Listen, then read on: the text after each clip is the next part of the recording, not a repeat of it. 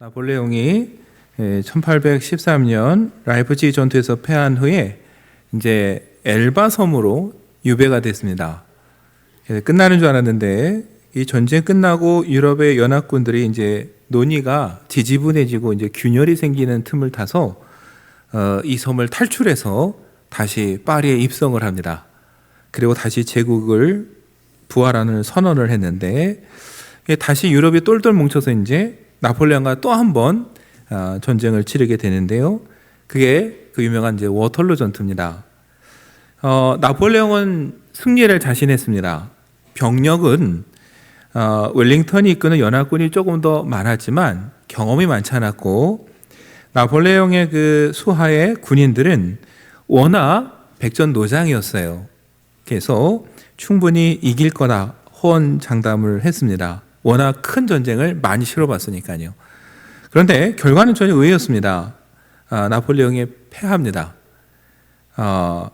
갑자기 내린 폭우로 땅이 진흙탕으로 변해버리면서 포병부대가 이동이 늦어졌고 순간순간 선택을 잘못하면서 뜻하지 않게 그만 나폴레옹이 패배하면서 이제 마지막 생애를 세인트 헬레나 섬에 갇혀서 보내게 됩니다.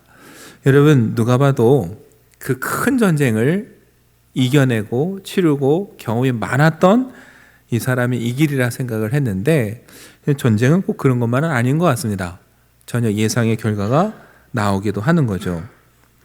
여러분 이 나폴레옹의 사례를 보면서 우리가 생각하게 되는 건 우리가 큰 전쟁들, 큰 일들을 잘 치루었다고 해서 방심하면 뜻하지 않은 곳에서 패할 수도 있다라는 거예요.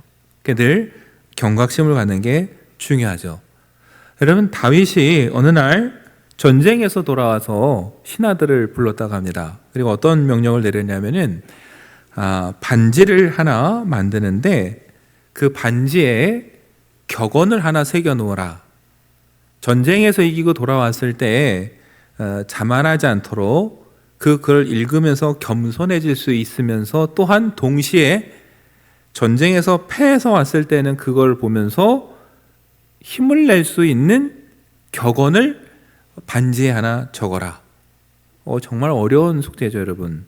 반지에 글귀를 적으면 뭐 얼마나 적겠습니까? 그런데 거기다가 전쟁을 이겼을 때도 지혜를 주고 졌을 때도 지혜를 주는 격언을 적으라니까 참 난감했죠.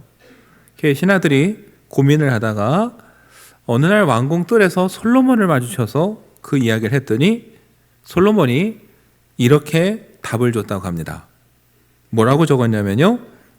이 또한 지나가리라. 전쟁에서 이겼다 와서 교만할 게 없어요. 이 또한 지나가리라. 전쟁에 패했다고 좌절할 필요도 없습니다. 왜요? 이 또한 지나갈 것이니까. 물론 학자들은요, 이게 다윗이다, 솔로몬이다, 전혀 다른 역사의 왕이다 이야기는 다 다른데요. 왕이 중요한 게 아니라 이 교훈을 우리가 기억할 필요가 있다라는 것이죠. 어느 순간에든 이건 곧 지나가는 것이고 우리가 늘 깨어서 준비하지 않으면 어려움을 당할 수 있다라는 거. 여러분 다윗이 맞다면 정말 참 아이러니컬하게도 이렇게 조심했던 다윗이 어디서 무너집니까? 전쟁터에서 무너지지 않습니다. 엄청난 위기에 굴복하지도 않아요. 그걸 다 이겨내고요. 한가롭게 밤에 옥상을 거닐다가 그만 목욕하는 한 여인을 보고 범죄하면서 무너집니다. 여러분 그 어려운 전쟁도 이겨냈는데 그 한가한 저녁에 거닐다가 그만 거기에 시험이 들어서 무너지는 거예요. 여러분 이게 우리 사람이고요. 특별히 우리 신앙생활이라는 것을 우리가 기억을 해야 됩니다. 우리는 큰 시련은 오히려 잘 이겨내는데 큰 시련을 이겨낸 이후에 일상에서 오히려 넘어질 때가 더 많습니다. 그걸 우리에게 보여주는 게 오늘 버가모 교회예요. 여러분 버가모는요 문화적으로 아주 융성한 도시입니다. 거기에는 의술을 가리키는 학교가 있었고 당시에 어마어마한 분량의 책을 가진 도서관도 있었고 책을 만드는 양피지도 생산하는 도시였어요. 더 무엇보다 아주 웅장한 건축물들이 많았는데요. 이 도시가 비탈진 이곳에 그 경사진 곳에 원형 경기장을 크게 지었고요. 그 꼭대기 군흥에 올라가면은 무엇을 줬느냐? 신전을 줬습니다. 제우스를 위한 신전을 아주 그 꼭대기 군흥에다가 줬는데 그 신단이 12m가 될 정도로 어마어마한 크기의 신전을 줬어요. 그러니까 밑에서 올려다 보면은요, 그냥 제우스가 그 보좌에 앉아서 탁 내려다보고 호령하는 듯한 그런 모양의 도시예요. 그렇다고 제우스만 섬겼느냐? 아니에요. 별신을 다 섬겼는데 황제까지 열심히 섬겼습니다. 그래서 처음으로 살아있는 황제를 위한 신전을 짓도록 허락받은 도시가 또 버가모예요. 그러니까 거기에는 여러분 그리스도인이라는 것은 이미 다른 도시도 그렇지만 핍박이 예견된 도시입니다. 거기 황제가 총독을 파송해서 다스리는데요. 여러분 총독도 권한이 좀 다릅니다. 근데 여기 버가모에 왔던 총독은요, 흔히 검을 가진 자라 불렸습니다. 칼을 가지고 있다. 한마디로 생사 결정권을, 사형 집행권을 가지고 있는 총독이었어요. 그래서 이 사람들을 특별히 이우스 글라디라고 불렀습니다. 그런 총독이 다스리던 도시에 이 버가모 교회가 자리 잡고 있었고 많은 핍박이 있었어요. 근데 놀랍게도 여러분, 이 교회는요, 큰 핍박은 잘 이겨냈습니다. 그래서 주님이 그걸 칭찬하시면서 시작하는 거예요.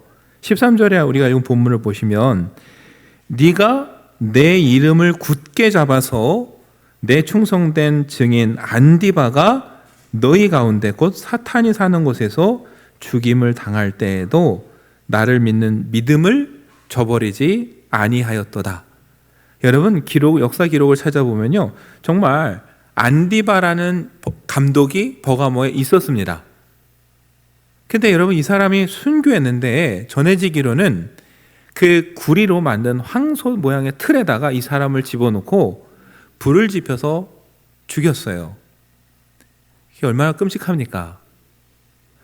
그 장면을 봤으면 교인들이 다 도망갈 듯한데 도망가지 않고 버가모 교회 교인들이 믿음을 지켰습니다. 대단한 분들이에요. 그래서 주님이 칭찬하시는 거예요. 안디바가 그렇게 순교당할 때 믿음을 저버리지 않았다. 그래서 칭찬하시는 거죠. 그런데 이렇게 순교도 마다하지 않고 믿음을 지켰던 용감한 이 교회에 정말 흠이 있을까 싶은데 14절에 갑자기 주님이 이렇게 말씀하세요. 두어 가지 책망할 것이 있나니. 그러면서 무슨 얘기를 하시냐면은 발람의 교훈을 지키는 자들이 너희 안에 있다. 여러분, 발람은 민수기에 등장하는 인물입니다. 발락이라는 왕이 발람을 불러다가요, 이스라엘을 저주하라고 부탁을 합니다. 그런데 저주는커녕 말을 할 때마다 하나님에 의해서 축복을 하게 되거든요. 그런데 그렇게 끝나는 듯 싶은데 민수기에는 그렇게 구체적으로 안 나오지만 다른 신약 성경들을 보면은 발람이 그렇게 가는 듯 하다가 발락에게 아이디어를 하나 줍니다. 이스라엘을 몰락시킬 아이디어를 하나 주는데 그게 뭐냐? 시딤에 이스라엘이 머물 때에 모압 여인들을 보내라는 거예요. 그래서 그 모압 여인들을 통해서 이스라엘 사람들을 유혹해서 우상의 제물을 먹게 만들고 간음하도록 만들면 그들이 하나님 심판을 받을 거다. 이 꾀를 준 게 발람이라는 거예요. 그래서 정말 여러분 그 꾀에 넘어가서 이스라엘 사람들이 우상의 제물을 먹고 간음하다 하나님의 심판으로 하루에 23,000명이 죽기도 했습니다. 이런 발람의 교훈을 따르는 무리들이 교회 안에 있다라는 거예요. 그들이 누구냐? 그 다음 15절에 나오는 니골라당의 사람들이라는 거예요. 한마디로 여러분, 교회 안에 들어와서 이 정도는 해도 괜찮아, 이 정도는 누려도 돼 라고 하면서 교묘하게 하나님의 백성들을 속여서 죄를 짓게 만드는, 우상의 제물을 먹고 간음하게 만드는 사람들이 그 안에 있다라는 거예요. 그런데 교회는 또 그걸 어떻게 했어요? 그냥 방관하고 있었다라는 거예요. 여러분 참 신기하지 않습니까? 믿음을 지키겠다고 순교도 마다하지 않고 그 위험하고 두려운 때 자리를 지켰던 사람들이 어떻게 이렇게 발람의 꾀에 넘어갔을까? 근데 여러분 아까 말씀드렸듯이요, 오히려 큰 시련 앞에서는 모두가 마음을 단단히 먹고 견뎌냅니다. 이게 시련인지도 알고요, 이게 엄청난 큰 죄라는 것도 알고요, 그리고 오히려 단단히 기도하면서 마음을 앞에서 이겨내는데, 그렇게 큰 시련을 이겨낸 후에 찾아오는 일상의 작은 유혹들이 오히려 더 무서운 거예요. 앞에 시련에 비하면요, 이건 별거 아닌 것 같아요. 그래서 방심하다가 나폴레옹처럼 패하는 겁니다. 이쯤이야 내가 할 수 있어. 여리고를 무너뜨리는 이스라엘이 그래서 범죄하고 아이성 가서 패하는 거예요.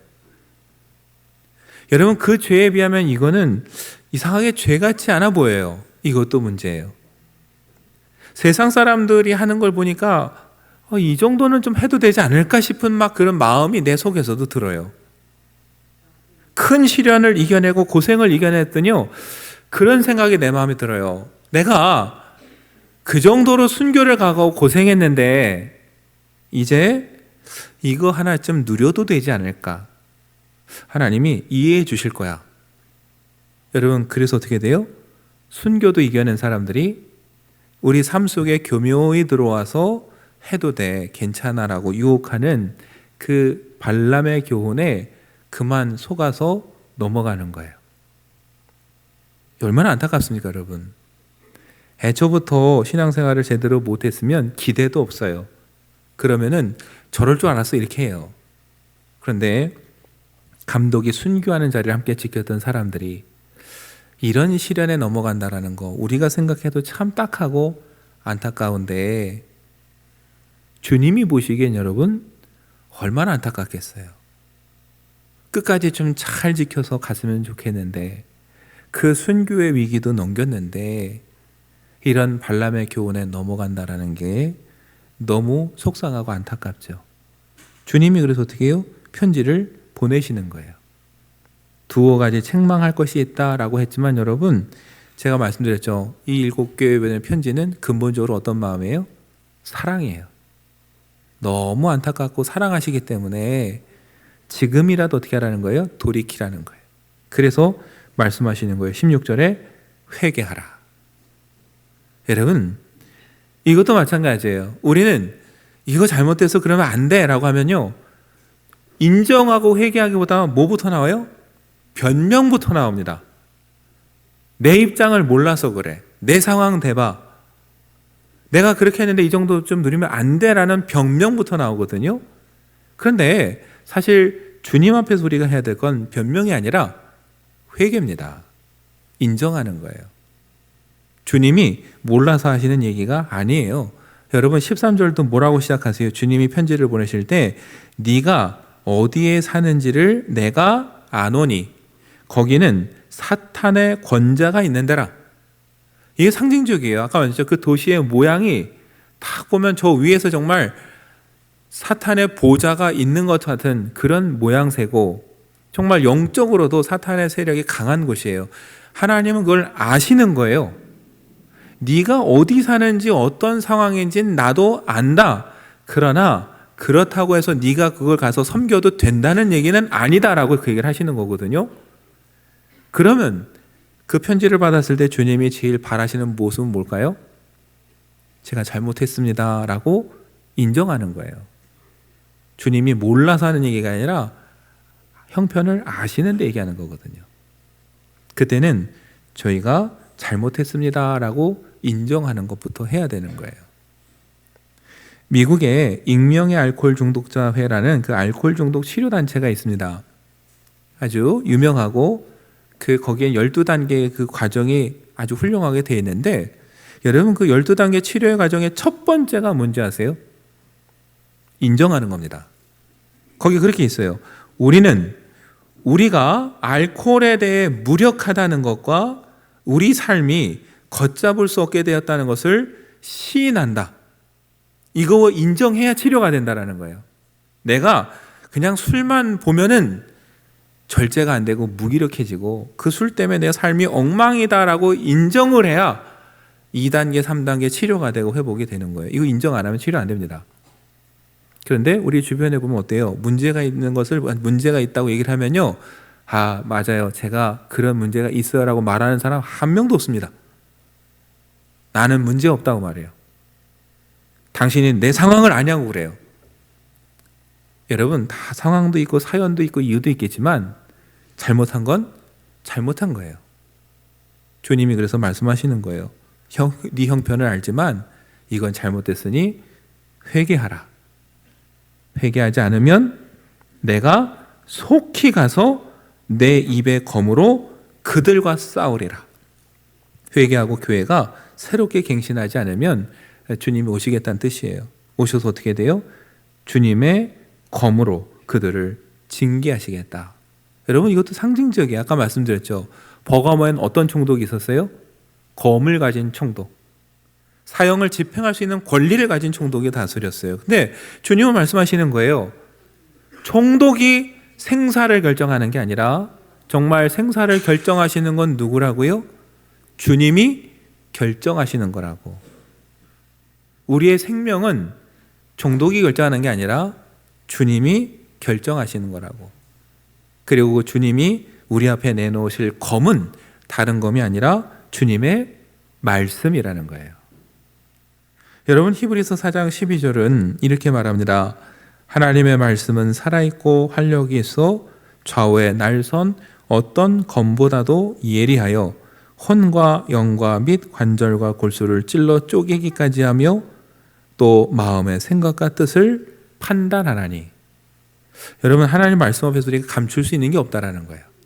그 말씀은 우리를 꿰뚫어보고 우리의 모든 것을 드러나게 하실 겁니다.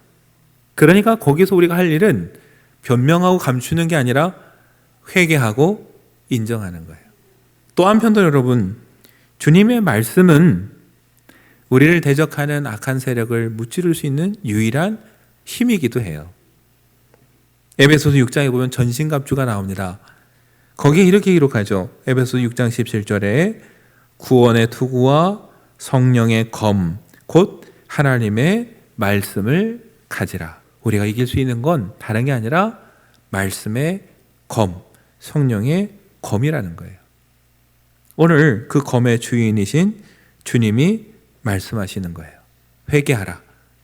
그러지 않으면 내가 속히 가서 그 검으로 그들과 싸우고 그들이 죄인이라는 걸 드러낼 것이고 그들을 심판할 것이다.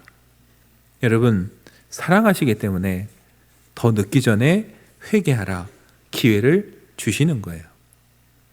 그리고 비록 어렵고 사탄의 권자가 있는 그 도시에 살아가는 게 어렵지만 그까지 믿음을 잘 지킨다면 내가 이것을 주겠노라 하면서 마지막 두 가지를 약속하세요.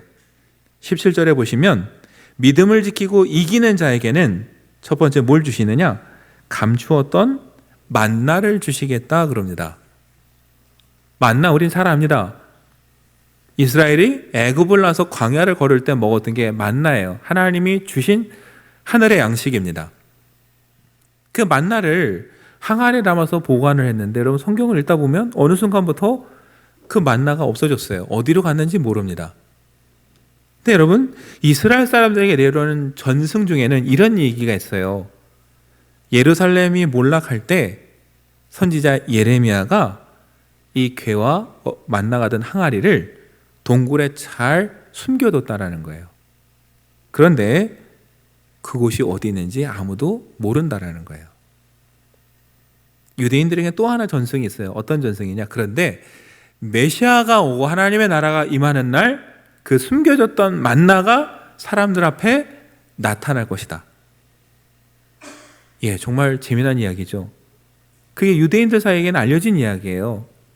주님이 그걸 빗대어서 말씀하시는 거예요. 믿음을 지키고 끝까지 이기는 자에게는 내가 감추어진 그 만나를 주겠다. 여러분 감추어졌던 만나가 뭘까요? 예수 그리스도예요. 왜요? 예수님이 자신을 뭐라고 하셨습니까? 생명의 떡이고 생명의 양식이라 그러셨어요. 요한복음 6장 35절에 이렇게 기록하고 있습니다.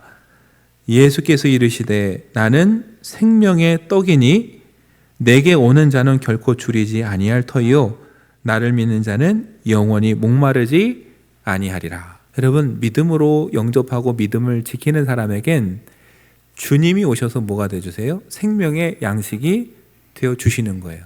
이미 되어주셨고 주님이 다시 오시는 그날 그 주님을 눈으로 보고 대할 거예요. 감추어졌던 만나가 드러나게 될 거예요. 그러기 위해서 그 영광을 얻기 위해서 주님이 바라시는 건 하나입니다. 큰 싸움만 이길 게 아니라 매일매일 삶 속에서 오는 작은 시험에도 넘어가지 않고 끝까지 믿음을 지키는 것. 설령 실수했다면 나중에라도 깨닫고 회개하는 것. 그게 주님이 바라시는 거예요. 그리고 주님이 또 주시겠다고 약속한 것이 있습니다. 17절에 보시면 새 이름을 기록한 흰 돌을 주시겠다 그랬어요. 주님이 도대체 돌은 줘서 뭐 하실까 싶죠, 여러분. 근데 여러분, 성서학자들은요, 이 시대의 그 풍습 중에 하나를 찾아냈어요. 그게 뭐냐면은 아주 크고 중요한 잔치가 벌어질 때, 여러분, 오늘은 우리가 뭘 돌립니까? 초청장을 돌리잖아요. 이때 당시에 초청장처럼 줬던 게 테레사라고 하는 정육면체의 돌이 있는데 그 돌이 흰 돌이라는 거예요. 거기에다가 이 잔치를 벌이고 초청하는 사람이 자기의 이름을 적어서 초대하고 싶은 사람한테 돌을 보내요. 그러면은 그 사람이 어떻게 해요? 이 잔치에 들어오려면은 그 돌을 가지고 와야 되는 거예요. 그럼 여러분, 이 잔치에 누가 초대했는지는 누구만 압니까? 돌을 받은 사람만이, 아무개가 이번에 잔치를 벌였구나, 나를 불러줬구나, 이걸 아는 거예요.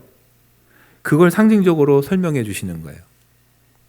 주님께서 끝까지 믿음을 지키는 사람들에게 천국의 혼인잔치에 주님의 나라에 초대해 주시겠다라는 거예요. 그 이름은 누구만 압니까? 그 돌을 받은 자만이. 주님이 자신을 어떻게 적어주시는지는 돌을 받은 사람만 알지 돌을 받지 못한 사람은 모르는 거예요. 그래서 주님이 말씀하시는 거예요. 믿음을 지키면 새 이름을 적은 그 흰 돌을 내가 너희에게 주겠다. 하나님 나라에 초청하겠다. 불러주겠다. 여러분, 이 약속을 오늘 하고 계시는 거죠. 오늘 이 버가모 교회를 통해서 저와 여러분이 기억해야 될 것은 다른 게 아닙니다.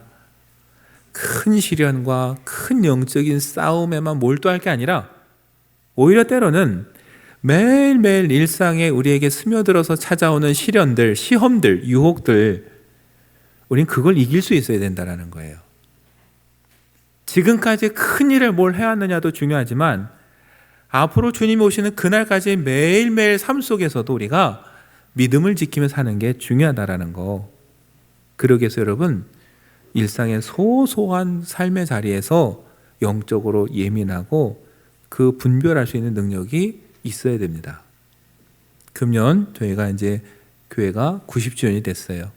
90년도 주님의 은혜입니다. 많은 일들을 했죠. 그러나 우리에게 더 중요한 건 지금까지 뭘 해왔느냐 보다도 주님이 오시는 그날까지 우리가 믿음을 지키면서 잘 하고 있느냐가 더 중요한 거예요.